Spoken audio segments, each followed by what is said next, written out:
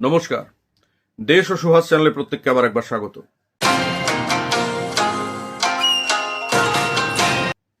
আজকে আমরা আলোচনা করব তিনটে গুরুত্বপূর্ণ বিতর্কিত বিষয় নিয়ে। আজকে কোনো স্ক্রিপ্ট নয়। প্রথম আলোচনার বিষয় ফরওয়ার্ড ব্লকের গুন্ডা, দ্বিতীয় নেতাজি নামাঙ্কিত রাস্তার নাম পরিবর্তন এবং তৃতীয় অনন্ত মহারাজ তার বিতর্কিত মন্তব্য সম্পর্কে। প্রথমে বলি ফরওয়ার্ড ব্লকের গুন্ডা প্রসঙ্গ। শ্রমিকবাবু এই কথা বলেছেন। শ্রমিকবাবুকে বলতে চাই, ফরওয়ার্ড ব্লকের গুন্ডা কাদের বলছেন? লীলা রায়, দেশনেত্রী, দীপালি সংঘের প্রতিষ্ঠাত্রী, অনিল রায়ের সাথে স্বাধীনতার আন্দোলনে নিজেকে সঁপে দেওয়া সেই মহিয়সী নারী হেমপ্রভা মজুমদার। এদের ইতিহাস তো জানতে হবে, কাকে গুন্ডা বলা হচ্ছে। গুন্ডা বলার অর্থ দুটো দাঁড়ায়। এক নম্বর, তৎকালীন বা সেই সময় যারা ফরওয়ার্ড ব্লক করতেন তারা গুন্ডা প্রকৃতির ছিলেন, আর না হলে তারা গুন্ডা ভাড়া করে আনতেন বিভিন্ন রাজনৈতিক সভা সমিতি ভেঙে দেওয়ার জন্য। তো বাস্তব সত্য তো তা নয়, কারণ শ্যামাপ্রসাদ তার নিজের ডায়েরিতে গুন্ডা কথাটি কোনোভাবেই ব্যবহার করেননি। এটা তো আপনার দেওয়া কথা। শ্যামাপ্রসাদ লিখেছেন এজেন্ট, গুনস লেখেননি কিন্তু, বা অ্যান্টি সোশ্যাল এলিমেন্ট এই ধরনের কোনো কথা তিনি মেনশন করেননি। তিনি করতেও পারেন না। তিনি একটা শিক্ষাবিদ ছিলেন, উল্টোপাল্টা কথা ব্যবহার করবেনই বাগান। এজেন্ট কথাটার বহুবিধ অর্থ হতে পারে, কিন্তু কখনোই গুন্ডা তো নিশ্চয়ই নয়। কাজেই এটাকে খণ্ডন করা হলো। নাম্বার 2, রাস্তার নাম পরিবর্তন। এর মধ্যে কি আছে বলুন তো? ইতিহাস না খুঁজে, অর্থাৎ একটা রাস্তার নামকরণ কেন করা হয়েছে এটা যদি সঠিকভাবে না জেনে আমরা রাস্তার নাম পরিবর্তন করতে যাই, এটা তো একটা সস্তা রাজনীতি হয়ে যায়, তাই না? এতে মানুষের কিছু লাভও হয় না। মানুষ হয়তো আদৌ জানতো না রাস্তাটার কি নাম, এই ঘটনা চক্রে জেনে গেল। ভালোই হলো একদিক দিয়ে। নেতাজি নামাঙ্কিত একটা রাস্তা ছিল রামপুরহাটে, সেটা তারা হয়তো জানলো, বা আমরাও সবাই জানলাম। কিন্তু পরিবর্তন করার মানেটা কি? নতুন নতুন জিনিস করে পরিবর্তন করুন, অথবা খুব বিতর্কিত বিষয়, যেটাকে রাখা উচিত নয়, ওয়েল অ্যান্ড ফাইন। তাও ইতিহাস বিচার করে, পুঙ্খানুপুঙ্খ বিচার করে। ইতিহাসের আবার বিভিন্ন রকম মতভেদ আছে। এই যে নানান রকম হুটহাট নামকরণ করা, Surya Sen metro station, Nazrul metro station, ticket কাটতে গিয়ে লোকে বিরক্তির মধ্যে বলছে একটা নজরুলের টিকিট দিন। এই দাদা, নজরুল আসছে, মানে এগুলো তো শ্রদ্ধার সাথে তাদের নাম স্মরণ করা হচ্ছে না। এগুলো করবার মানেটা কি? যদি করতেই হয় সঠিকভাবে ভালোভাবে করতে হবে। কম থাক, কিন্তু ঐতিহ্য শ্রদ্ধা এগুলো বজায় থাক। সেদিনই একটা ছবি দেখছিলাম, একটা প্যান্ডেলের বাঁশ বাঁধার জায়গা না পেয়ে শরৎচন্দ্রের একটি স্ট্যাচুকে ব্যবহার করা হয়েছে, এবং শরৎচন্দ্রের ঘাড়ের সাথে সেই বাঁশটিকে বেঁধে দড়ি বাঁধা হয়েছে। এমন তো এই জায়গায় পৌঁছে গেছি আমরা। তো সেখানে নেতাজির বদনাম হবে তো খুব স্বাভাবিক। লাস্টলি অনন্ত মহারাজ নেতাজিকে টার্গেট করছেন। নেতাজিকে তো টার্গেট করতেই হবে, নেতাজি তো আজকের টার্গেট নন, এবং অনন্তবাবু শুধু আপনার টার্গেট নন। নেতাজি সেই বহুদিন, যখন থেকে রাজনীতিতে জয়েন করেছেন তখন থেকে তিনি টার্গেট। তিনি কংগ্রেসের সিইও হবেন কিনা, তিনি কলকাতা কর্পোরেশনের সিইও হবেন 27 বছর বয়সে, টার্গেট। দেশবন্ধু চাইছেন তাকে ব্যবহার করতে, তার স্কিলকে কাজে লাগাতে। ইউরোপিয়ানরা চাইছেন না। সুভাষচন্দ্র আদর্শ হয়ে উঠছে যখন সুভাষচন্দ্রকে কোনো মতেই দমানো যাচ্ছে না, কারণ সুভাষচন্দ্র তো একতার প্রতীক, সুভাষচন্দ্র তো জাতীয়তাবাদের প্রতীক। সুভাষচন্দ্র চলে এলে তো ভারতবর্ষ এক হয়ে যাবে। কর্তব্য পথে যেদিন সুভাষচন্দ্রের অভিবাদনরত সেই স্যালুট দেওয়া স্ট্যাচুটা প্রতিষ্ঠা করা হয়েছে, তখন থেকেই তো অনেকের ঘুম উড়ে গেছে। বিভিন্ন মিডিয়ায়, বিদেশি মিডিয়ায় তো এই নিয়ে আলোচনাও হয়েছে। ফ্যাসিস্ট একজনকে নাকি সেন্টারে বসানো হয়েছে দিল্লিতে, ফ্যাসিস্টের সাপোর্টার, হিটলারের সাপোর্টার, এ সমস্ত। সুতরাং বুঝতে পারছেন তো, সমগ্র পশ্চিমা শক্তি এক হয়ে যাবে সুভাষচন্দ্র যাতে আদর্শ না হয়ে ওঠে। দয়া করে আপনারা তার শরিক হবেন না।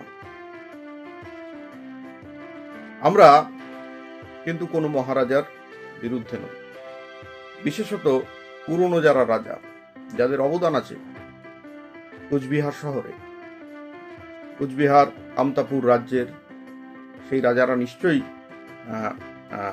বড় রাজা ছিলেন, তাদের অবদান ছিল, নইলে তাদের প্রজারা কেন মনে রাখবেন তাদের এতদিন, তাই নয় কি? আমরা তো একটা গণতান্ত্রিক রাষ্ট্রে রয়েছি, তাও তার যোগ্যতা থাক বা নাই থাক, অনন্তবাবুকে তারা রাজা বলে মেনে নিয়েছেন। ওয়েল এন্ড ফাইন, সেটা তাদের ব্যাপার। ইনফ্যাক্ট আমরা জানতামই না অনন্ত মহারাজকে। কিছুটা বোধহয় আলোচনা হয়েছিল যখন ওই অঙ্গবিভূষণ পুরস্কার তাকে দেওয়া হয়েছিল পূর্ববর্তী সরকার, রাজ্য সরকারের তরফ থেকে। তখন বোধহয় নামটা একটু ভাষা ভাষা কানে এসেছিল বলে মনে হচ্ছে। এই মুহূর্তে নেতাজিকে নিয়ে বিতর্ক করে তিনি তো ভাইরাল হয়ে গেছেন। আপনারা বুঝতে পারছেন তো পজিশনটা। নেতাজিকে নিয়ে বিতর্ক করে ভাইরাল হতে হয় আপনাদের। কিন্তু আমি তো কুচবিহার রাজবাড়িতে বহুবার গেছি, দেখেছি, শ্রদ্ধার সাথে তাদের স্মরণ করি, তাদের অবদান, কুচবিহার শহরকে তারা কিভাবে সাজিয়েছেন, সবই ঠিক আছে। কিন্তু সেন্টিমেন্ট সবারই আছে, এটা বুঝতে হবে। আপনাদের যেরকম সেন্টিমেন্ট আছে, সেই সেন্টিমেন্টকে আমরা শ্রদ্ধা করি, এবং অন্য পক্ষেরও সেন্টিমেন্টকেও কিন্তু শ্রদ্ধা করতে হবে। আমরা অযথা কিন্তু কেউ গালিগালাজ আমাদের তরফ থেকে কুচবিহারের কোনো মহারাজার প্রতি করতে যাইনি, করতে যাবই বা কেন, প্রয়োজনটা কি আছে? আপনি অনেকগুলো কথা বলেছেন। প্রথম কথা, সুভাষচন্দ্র বোসের বাবার কি ক্ষমতা ছিল যে আজাদ হিন্দ ফৌজ তৈরি করে? আপনি বোধহয় জানেন না, আজাদ হিন্দ ফৌজ রাসবিহারী মোহন সিং এর সময় যেটা তৈরি হয়েছিল, সেটা নানান কারণে ভেঙে গেছিল। তার মধ্যে একটা মুখ্য কারণ ছিল যে জাপানিদের হয়ে বিদেশের মাটিতে বিভিন্ন জায়গায় ভারতীয় সেনা যুদ্ধ করবে কি করবে না, এটা ছিল মূল বিতর্ক। সেই জন্য তারা বসে গেছিল, যে তারা রাজি ছিল না যে জাপানিদের হয়ে যুদ্ধ করবে না। তার জন্য আজাদ হিন্দ ফৌজ বা ইন্ডিয়ান ইন্ডিপেন্ডেন্স লীগ পরে রাসবিহারী তৈরি করেন, যাতে সংগঠনটা মাঠে মারা না যায়। এখন একে পুনরুজ্জীবিত করবে কে? তার জন্য সুভাষ বসুকে ডাকা হলো। ওকে, সুতরাং জার্মানের সাথে সহযোগিতা তো আজকের নয়। আপনি সুভাষ চন্দ্রকে আজকে কন্ডেম করছেন, কিন্তু রাসবিহারী বসুর সময় থেকেই তো সে গদর পার্টি, রাসবিহারী বসু, তাদের জার্মান ষড়যন্ত্র, বিভিন্ন রকম বাঘা যতীনের সময় থেকে বড়িবালামের তীরে যে অস্ত্র আসবে, এর মধ্যে তো জার্মান ছিল, হিটলার ছিল না। এবার হিটলার তার ইহুদিদের নিয়ে কি করবে সেটা তার ব্যাপার।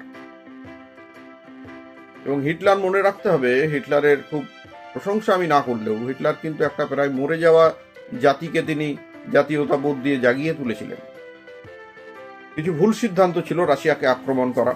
সুভাষচন্দ্র তখনই বলেছিলেন, বিচক্ষণ রাজনীতিজ্ঞ তিনি, রাশিয়াকে আক্রমণ করা আপনার ব্লান্ডার হলো, হিটলারকে বলেছিলেন। এবং হিটলারের চোখে চোখ রেখে বলেছিলেন এই কথাটা, আপনারা যে প্রচার করছেন জাপানের দালাল, জার্মানির দালাল, যে আমাকে রাজনৈতিক জ্ঞান দিতে আসবেন না, আমি বহু বছর হলো রাজনীতি করছি। হিটলারের মতো মানুষের সাথে গিয়ে সেখানে কথা বলা, তার কাছ থেকে সাহায্য আদায় করা, এবং সেখানে যে বিদেশি মানে শক্তির কাছে বন্দী আছে ভারতীয় সেনারা, তাদেরকে ফিরিয়ে আনা, বন্দি দশা থেকে তাদের একদম মুক্ত করা। তো ব্রিটিশের সেনা বারবার বলছেন, ব্রিটিশের সেনাটাই তো কলঙ্ক। আমাদের দেশবাসী ব্রিটিশের হয়ে লড়েছে, ব্রিটিশ ব্যবহার করেছে আমাদের দেশবাসীকে। শুধু দ্বিতীয় বিশ্বযুদ্ধ নয়, সে প্রথম বিশ্বযুদ্ধ থেকে ব্যবহার করে আসছে। প্রতিশ্রুতি দিয়েছিল প্রথম বিশ্বযুদ্ধেই, কিন্তু আমরা পেয়েছিলাম কি? রাওলাট অ্যাক্ট, জালিয়ানওয়ালাবাগের হত্যাকাণ্ড। সেই সময় যারা শিশু ছিল, সেই জালিয়ানওয়ালাবাগের হত্যাকাণ্ডের কথা মনে রেখে পরে তারা বিখ্যাত বিখ্যাত বিপ্লবী হয়েছে। শহীদ ভগৎ সিং এর কথা বলতে পারি। দালালির কি হলো? আপনি কি নর্থ কোরিয়া, সাউথ কোরিয়ার সাথে আজকালকার দিনে চুক্তি করেন না? টার্মস অ্যান্ড কন্ডিশন করেন না? দেখতে যান কে র্যাডিক্যাল তালিবানের সাথে হচ্ছে না। ইন্টারনাল ম্যাটারের সাথে আমার দেশের সাহায্য নেব আমি, তো কি ব্যাপার আছে? আর ব্রিটিশ কি কম মানে ক্ষতি করেছে নাকি ভারতবাসী? 200 বছরের ইতিহাস যদি আপনি ঘাঁটেন, এটা কম ক্ষতি করেছে? জালিয়ানওয়ালাবাগ তো করেছে। 1943-তে একটা কৃত্রিম সুভাষ বোসকে ঢুকতে দেবে না, আজাদ হিন্দ ফৌজকে ঢুকতে দেবে না বলে সমস্ত সাপ্লাই লাইন কাট করে বাংলার বুকে তো একটা মহামারী, একটা দুর্ভিক্ষের সৃষ্টি করেছে। লক্ষ লক্ষ মানুষ তো তাতে মারা গেছে। আমেরিকান সাহায্য নিয়ে হিরোশিমা নাগাসাকিতে পারমাণবিক বোমা বিস্ফোরণ পর্যন্ত করেছে। দেখুন, আপনার সমস্যা হচ্ছে যে অন্যান্য ঘটনাগুলো এককালীন বলেছে, শেষ হয়ে গেছে। আপনি একবার নয় দুবার বলেছেন, তারপর আবার নানান চালাচামুন্ডা তৈরি করেছেন, অনুগামী তৈরি করেছেন। যারা কিন্তু ক্রমাগত বিভৎস, ভালগার, অশালীন, অশ্লীল পোস্ট করে যাচ্ছে, ভিডিও করে যাচ্ছে, প্রচার করছে সোশ্যাল মিডিয়ায়। ভেবে দেখবেন এটা করা ঠিক কিনা। আপনি একজন জনপ্রতিনিধি, আপনার অনুরাগীদের বলুন একটু সংযত হতে। এটা তো উচিত নয়। আমরা পাল্টা ওই লেভেলের ভিডিও বানাতে পারবো না। কিস্তি খেয়োর করে কাজ নয়। কিস্তি খেয়োর কাদের প্রথম অস্ত্র বা হাতিয়ার হয়ে ওঠে, যাদের সাবস্টেন্স নেই, মেটেরিয়াল নেই, ব্যাখ্যা করার মতো কিছু নেই, বিরোধী যুক্তি নেই, কোনো যুক্তির কোনো ধার নেই, তারাই গালিগালাজ ব্যবহার করবে। আমরা কেন করব? তাই নয় কি? আপনি সুভাষ বসুর বাবার ক্ষমতার কথা বলেছেন, সেটাতেই আসি। যে আজাদ হিন্দ ফৌজকে তিনি পুনরুজ্জীবিত করলেন, সাথে সাথে আজাদ হিন্দ সরকার তৈরি করলেন। এই যে কথাটা আপনি বলছেন না, অস্বীকার করছেন, এটা ডেলিভারিটলি করছেন না, এটা জানেন না। এবং এই আজাদ হিন্দ সরকার 9টি দেশের মান্যতা প্রাপ্ত সরকার। সুভাষচন্দ্র অত বোকা নন, উনি জানতেন বাইরে থেকে গিয়ে সশস্ত্র সংগ্রাম করলে আদপেই ব্রিটিশরা তাকে জঙ্গি সংগঠন বলে দাগিয়ে দেবে, তাকে ব্যান করে দেবে। তো উনি তো সাংঘাতিক স্টেটসম্যান, কূটনীতিক। উনি পারমিশন নিয়ে নিয়েছেন বিভিন্ন দেশের সাথে সমঝোতা করে, কূটনীতি করে। 9 পরে 11, ভুলে যাবেন না তার মধ্যে রাশিয়া ছিল। আপনারা যাদের মিত্র শক্তি বলছেন, তার বড় partner. In between the lines তো বলতে হবে। কিস্তি খেয়ে করে তো নেতাজিকে বদনাম করা যাবে না। নেতাজি তো মানুষের অন্তরে আছে, হৃদয়ে আছে। ছোট্ট কোনো অল্প জায়গার রাজা তিনি নন। কামতাপুর এক বিশাল রাজ্য, তার সম্পর্কে এসব উল্টোপাল্টা কথা বলছেন তিনি জানেন? প্রত্যেকটি তখন যে প্রিন্সলি স্টেট ছিল, স্বাধীন সার্বভৌম রাজা ছিল যারা, তাদের জন্য তাদের কথা ভেবে তিনি কত গর্ব করতেন। পুরুলিয়ায় যে শিখর ভূম ছিল, জানেন তো? জানেন না? মল্লভূম, শিখর ভূম, রাঢ় বাংলার এই সমস্ত, যে এই প্রত্যেকটি জায়গায় তিনি বক্তৃতা দিতে যেতেন এবং এই সমস্ত স্বাধীন রাজাদের কথা সব জায়গায় তিনি উল্লেখ করতেন। কামতাপুর রাজ্য সম্পর্কে তিনি কত গর্ব অনুভব করেছেন, সেসব তো আপনারা পড়বেন না। ওই যে যারা আসছে তারা কিন্তু পড়াবেও না। পড়ুন, জানুন। ভারতবর্ষের ইতিহাস জানতে গেলে বিবেকানন্দকে জানতে হবে, সুভাষচন্দ্রকেও জানতে হবে, রবীন্দ্রনাথকে না জানলে, এই 3টে মানুষকে না জানলে তো হবে না। কিন্তু তার জন্য নেতাজিকে অপমান করতে হবে কেন? নাকি নেতাজিকে আক্রমণ করা একটা কৌশল? ভেবে দেখবেন। তাহলে আজাদ হিন্দ ফৌজই শুধু নয়, তিনি আজাদ হিন্দ সরকার করেছিলেন। মোটামুটি একটা স্বয়ং সম্পূর্ণ একটা সরকার, অস্থায়ী একটা প্রভিন্সিয়াল গভর্নমেন্ট, এবং সেটা বিদেশের মাটিতে দাঁড়িয়ে এতগুলো মান্যতা নিয়ে। তার সমস্ত রকম দপ্তর ছিল, অর্থ দপ্তর থেকে শুরু করে। তিনি সেখানে নিজে রাষ্ট্রনায়কের সাথে কূটনৈতিক প্রধান, তার সাথে সমরনায়ক, এবং তার সাথে নানান দপ্তরের নানান মন্ত্রী, নিজেদের কারেন্সি, ব্যাংক থেকে শুরু করে বিভিন্ন রকমের আজাদ হিন্দ ফৌজের সেনা। সবচেয়ে বড় কথা যেটা সবাইকে চমকিত করেছিল, জাপানিদের চমকিত করেছে। আবিদ হাসানকে তিনি যখন তার প্ল্যান বলছেন যে এবার মাঠে মেয়েদেরও নামাতে হবে, তারাও বিপ্লবী হবে, তারাও যুদ্ধ করবে, ঝাঁসি রানী বাহিনী রেজিমেন্ট তৈরি করলেন। সাংঘাতিক অবদান তার। সঙ্গে একটা হেসেল করে দিলেন, কেউ করতে পারেননি। একই হেসেলে হিন্দু, মুসলিম, খ্রিস্টান, জৈন, বৌদ্ধ সবাই খাচ্ছে। ভাবা যায়? তা সুভাষ বোস যদি ভারতবর্ষের আইডিয়াল হয়ে যায় তাহলে তো অসুবিধা। তিনি তো একতার প্রতীক।